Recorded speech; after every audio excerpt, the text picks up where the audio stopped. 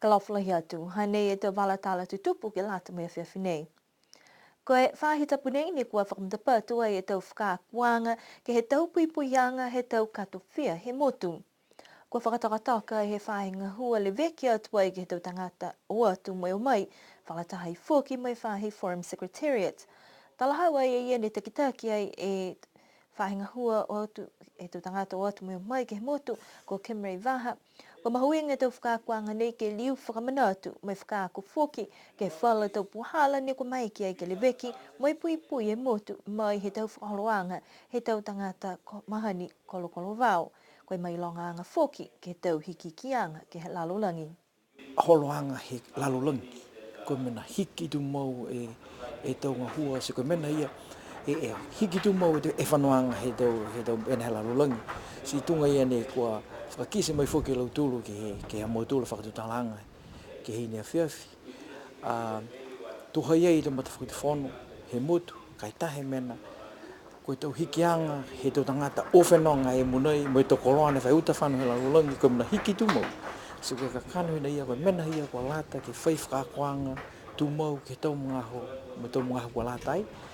Ke whakalaulahi e iloa anga mo mai longa anga he tau puhala ko hiki hiki mo e tau puhala fōu ke pui pui aki e tau katowhia he motu ha tau tūlu.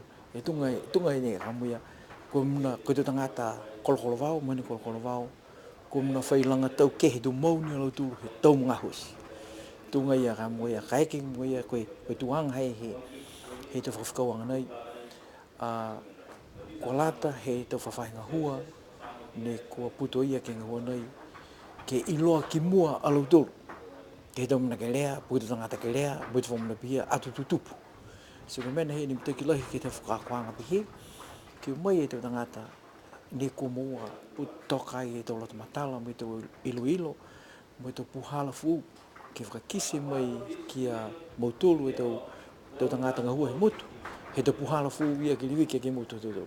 Kisi ai fōki ke hawhangiang e tau whakakuanga hau nei, kua katoa toi fōki e tau whahinga hua ne kua lango kia e tau ngā hua ke leveki mo i pui pui e motu, mua atu hakua kisia tau puhala ne kua hohoko mai ai tau tangata ke motu, ke he tau wakalele pia i fōki ni ke he tau wāwho.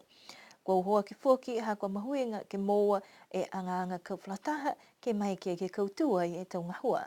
Mai longa anga ke ngā hua whakalataha e tau whawhahinga hua mai tau mutakau ngā hua. Ne le veki e tau katowhia. Nā kai ni ki Niue, kai pia fōki ke he Atu Pasifika. Si nā kai ni ki he Atu Pasifika, kai pia fōki ke he lalolangi katoa. Koe puhala ia ni e puhala ne kua mai longa kia i ke mga hunai ke pui pui aki e mawhala. Whakamua ke tau katowhia, te hoko fōki ke he mawhala, he tau tangata mo i tau koroa he mutu. Ke ngā hua au loa. Nā kai ni koe motu, ha koe motu ni me halau tūlu o tau whawhahinga hua, kai pihia fōki ni mo i tau motu ke he kehi tau whawhahinga hua, taha ini he tau motu ke he kehi Pasifika, si hoko i tau fōki ke he lalolangi. Koe amana ki anga whoki te mai ke moa e kawhataha ke he tau whahinga hua he motu, pia whoki ke he Pasifika mai lalolangi ke lang matai e tau lewe ki anga ke he tau katowhia he tau motu taki toa taha. Ne whakahok wai e taha whakaholoanga whakawhiawhia ke whakamailonga ke tau whanau mai tau tangata ne kua katoa toi e tau whakakoanga whakalaulahi. Toko whang fulmatulu lau tūlu ne ku moa e tau whakamailonga he tau ang pulot ke he Pasifika mo Silani. Koe taha ni puhala nei he whakatuwhonu ne ku manako ke whakamtalahi e tau malolo he tau whanau he watu ke moa e tau whakakoanga mai liriu mai ai ke he motu ke whakaonga e tau lotomatala ia. Koe kei fōki e tau whakaholanga nei ke whakamanatu ke whakatuwhono e mahuenga ke lali ke liwa ki mai e tau whanau whakako ke lang matai ke motu pia fōki ni molo tōru ne kua whakatumau ke ngā hua whakamalolo ke motu ke mai ke whakaholo ki mua fōki e tau lotomatala. Maore i tolo ani watu ki ni Silani. Ka fōfōki ai ka kai ke koe ono anga ki he tau tangata liu mai, ke te whanau liu mai, he te whakakoanga ia. Hama tōlu a tōnu mela ne kua whakisa me whanei, lalo hifo he 0.5% he tau whanau liu mai ke motu. Whatatai te whanau ni watu i whakako i ke tau tunga i tau Pasifika, ki whakako ke Pasifika ka, ki Fiji, Samoa, sei tae 0% ne, he te whanau ni liu mai ke motu. Mo e nonofo foki ke motu ka maho nei. si ke hanga I he tau whatatokanga niua. Ai pehe mani ia ko tau whakatawhona te whanau o atu whakake mo te kunisalani nā kai. Ko I matutaki ni whatawhona ke whakako hatu tūla te whanau. Moi amamana ki anga whakalohi ke le liu mai lo tūla ke motu. La lafi atu ke te manani whoki hai ai tau policy tōne I loa whoki whakapolo he palemea. Ko I ko iki pūre he whahei te nātanga hua, whahei te nātanga whakako whoki. Ua e whakaranga I ko whakamori ai he whakatawhona ni wei he makamoli. Ko e furu e hawhata ala ki he whakatontuna ki te whanau ko katoa toa e tōru tau, liu mai ke motu. Kai hana whakese anga whoki. Na kai ke tupe mana ki whuaki pihia kai haia I tau conditions te kono noi ke whakatupe anga ia. Tamana ni ua ki whoki ko e tutungi anga whoki whakatawhono ke he tau student loans. Malo tolo ni koa lewa ni liu mai ke motu kai na kai la osi tau student loans ni le tutungi. Ka kāna mania hako tokolonga lo tolo nei ngahua me whakatawhono ke maunega. Si mahuinga ke whakatawhono ke me longa whakamania. Moi la matai lo tolo ni koa potuia ke loto he tau student loans ia. Taha mena whoki ne kua pia whea whakatawhono ha kua nā kai ono whakamahau ni ke he tau tangata ngahua whakatawhono. Kai pia whoki alo tōru ke he tau pisinisi. Koe taha wāla he whakaloanga ne ko ki se tau malolo he tau whānau ne ko moa e tau whakakuanga ke he taha onga pulutu koe APTC. Toko ono hatu tōra whanau, po te ratanga hua ni ko uatu ai hala tōra te whakakuanga, ke whakalanga ni, si ko kautua lo tōra. Si whakatupe whoki he mata kau APTC e whakamelonganga I he pokamori, ke alo tōra hoko mai ke he motu nei. Si haupoa ki CEO mai he APTC, mai tau whisanga hua. Mai lahi whewhia halaua haki sia e whakalanga nei ni tausia he poianga, si koe whakalanga nei whoki APTC, ke he mai. Si mahuinga whoki, ka kano, ko haitau tangatanga hua whakatawhono, te kua lewenga hua ki loto whakatawhono, ka na kai hai alo tōru e tau formal qualifications ka. Si koe e whakalanga nei, mai ke alo tōru ki whasifasi, po ke onono ke he taunga hua, onono ke he polotunga hua, hai ai whoki tau test ni kua tau se alo tōru. Si hai moia ki sianga ke he level alo tōru ni kua panof ke mau nei. Mai he mena ia, o atu lo tōru ki tau se te block courses ki Fisi, ki Samoa, a linga taha whaki anga whatua ki Vanuatu. Koe tō anga nei, whakatupe me whakaako I te rangata Australia. Si taha na whakaako anga nei, whoki pa whakalanga nei, ni mai longa ai tau te kita ki he Atamutu Pasifika, ki he forum, koe taha I tau, what you call a successful story, ki ngā tia me te rangata te tōru Atamutu Pasifika. Ke mai ki lo tōru ke mua lo tōru te formal qualifications. Koe tau amana ki anga ke whakatūmau e tau malolo he tau tangata niwe ke whakamtalahi mai mahuinga e tau whakakuanga whakalaulahi ke mai ke ririu mai miliua ki mai e tau loto matala ke asihaki ai e motu.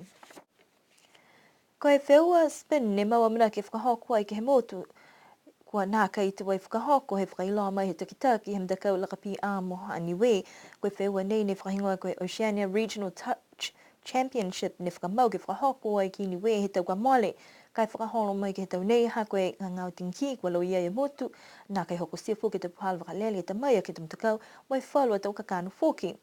Toko lia mai motu ne kua whakakis manako ke hoko mai ke mga hoia kai hoko mai ke he tau nei kua toko ua ne utake he tau hingoa ke he matauru he tau mai utake he whoki whalu mtakau halu tōra manako ke hoko mai ke he tau mahina kukue kua mole atu.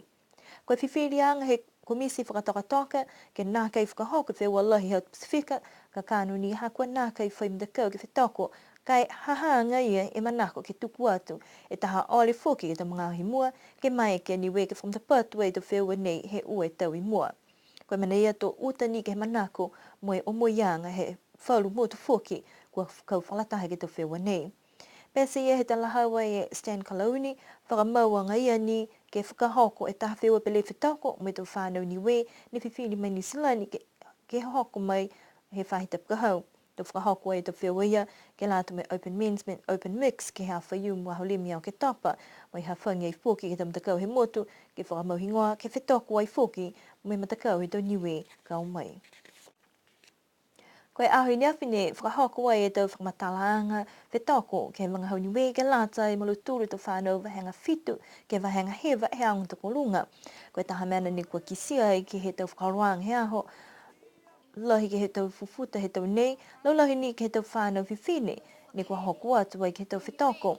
Kua lahi fufuala ke whanongonongo ke tau whānau, ne kua whakaonga e wangahau motu, moe lala whia te ki ai fōki e tau puhala kua mai ke ai alo tōru, ke whakaonga e tau koloa, tau puhala tu tāla, moe whakaonga e tau lima, ke mahomu atu moe ke heke he tau whakamatalanga.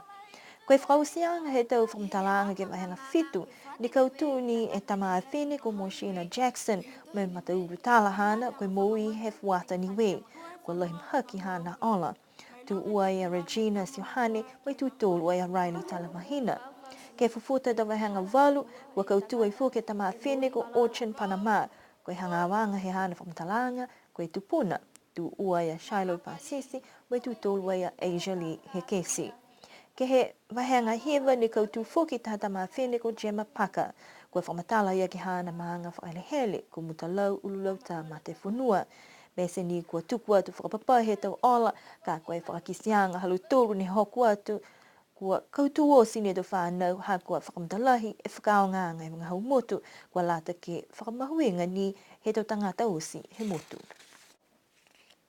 Koe aho fusi ka whetako halo whitoke lau ne kua whakahoko ai ke aho whaiu me kua mole atu mo gisi ai tokolonga e he tau tangata ne paleko atu ai ke whewa nei.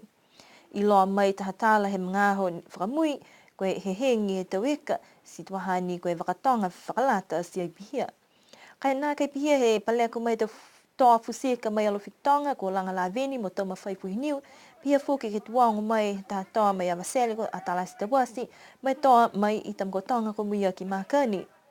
Ko ia ne kautu he lahi ika ko langa la veni, ne fuse ia e walu ua fumaua e kilo he mamafa.